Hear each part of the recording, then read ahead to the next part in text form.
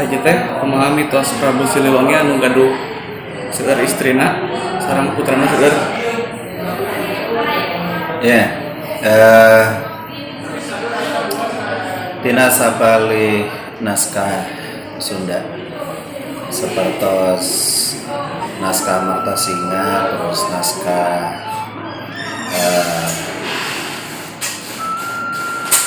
cerita Caruban Nagari misalnya disebutkan rehna garwa Prabu Siliwangi langkung ti opat gitu ya.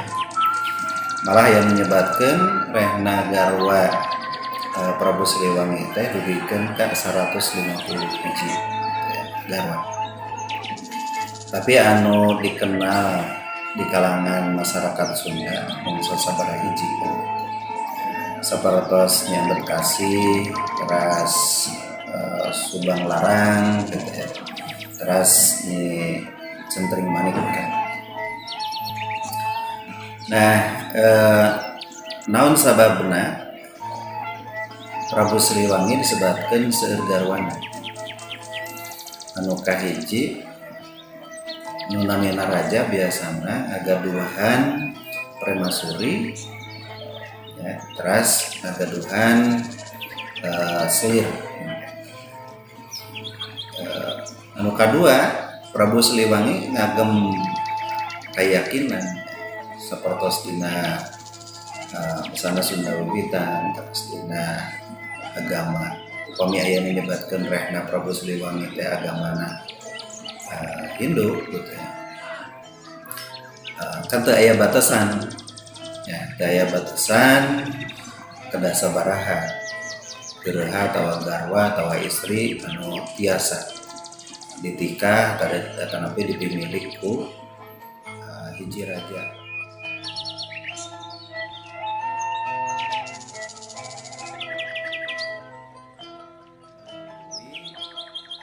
Pernikahan politik nikah sareng putra kuwu kajantan Selir katanya teras sareng bupati, sareng wedeng, sareng segala rupi salah sawiasna supados tiasa ngembangkeun wilayah anu luas.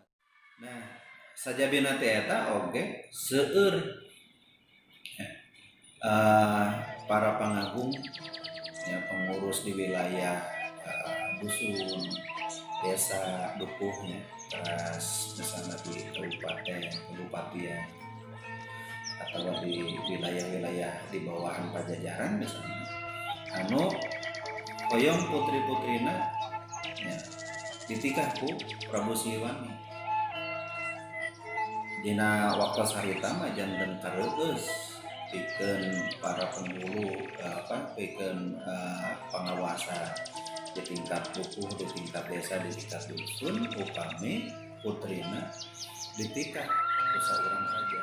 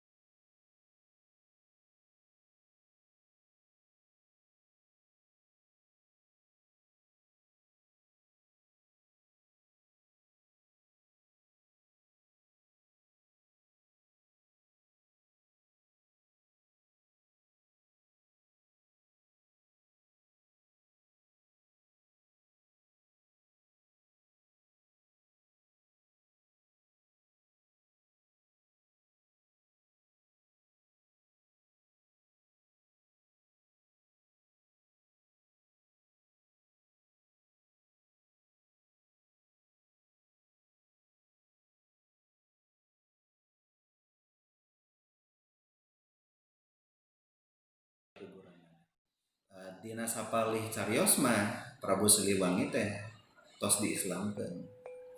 Bahkan nikahna sareng Subang Larang di Masjid Karawang gitu. Nah, syahadat sama saja gitu ya. Nah gitu. Eta anu aya karangan gitu. Tapi manya orang tanya nggak papangi jeung jami ka baju terus ini aya karangan di segitiga gitu ya. Eta nu kahiji. Anu kadua sing sajalma kan aya wangsit Siliwangi eta Napi Uga Siliwangi. Sing sajalma anu didatangan ku kami katanya eta mangrupikeun kami teh ka Prabu Siliwangi ya. Eta mangrupikeun katurunan anu alus, katurunan anu bager, anu tuhu taat kana ajaran kaluhur sananya. Jadi di mana-mana aya jalmi didatangan ku Maung Siliwangi, Maung Bodas sebetulnya. Aya Nalendra aya Jalada dan pokona macan Siliwangi. Nah eta teh diangken katurunan Prabu Siliwangi.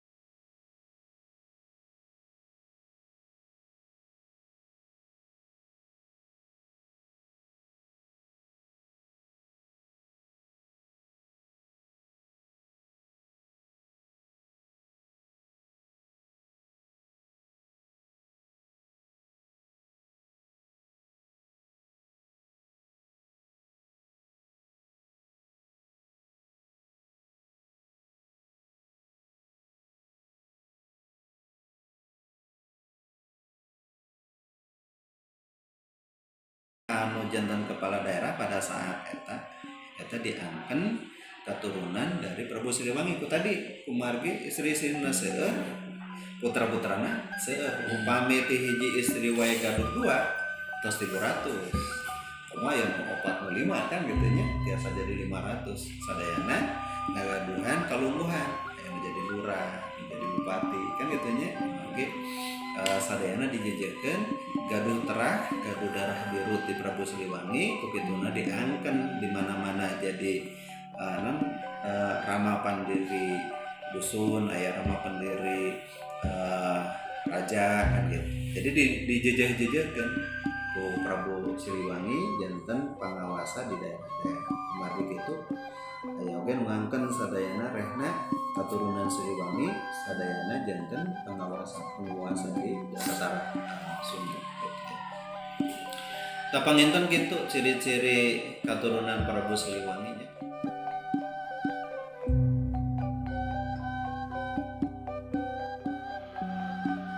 Kantos ngobrol sareng saudara Ojat saurna di antawis ciri katurunan Prabu Siliwangi teh tiasa ditinggali tina pananganana. Ya kita kami dina pananganana aya tapak semacam nanti tapak bedog atau belah di dia nya jadinya kalau dikiekeun teh aya tadi yang ngerut. Nah, itu adalah salah satu ya kayaknya Siliwangi. Ya, beberapanya di antara nanti rekan kampus ngobrol memang salah satunya itu. Tapi memang aya anu bahwa ciri khas di Prabu Siliwangi teh tingkat karisma untuk jadi pemimpinnya tinggi. Karena memang gen itu nggak bisa kita pungkiri bahwa dari gen seorang pemimpin itu akan melahirkan pemimpin yang lain. Nah, di antara anak saya yang 4 itu hanya satu yang itu. Nah, saya ceritakan. Nah, ditelusuri ternyata istri saya tuh jadi keturunan keempat dari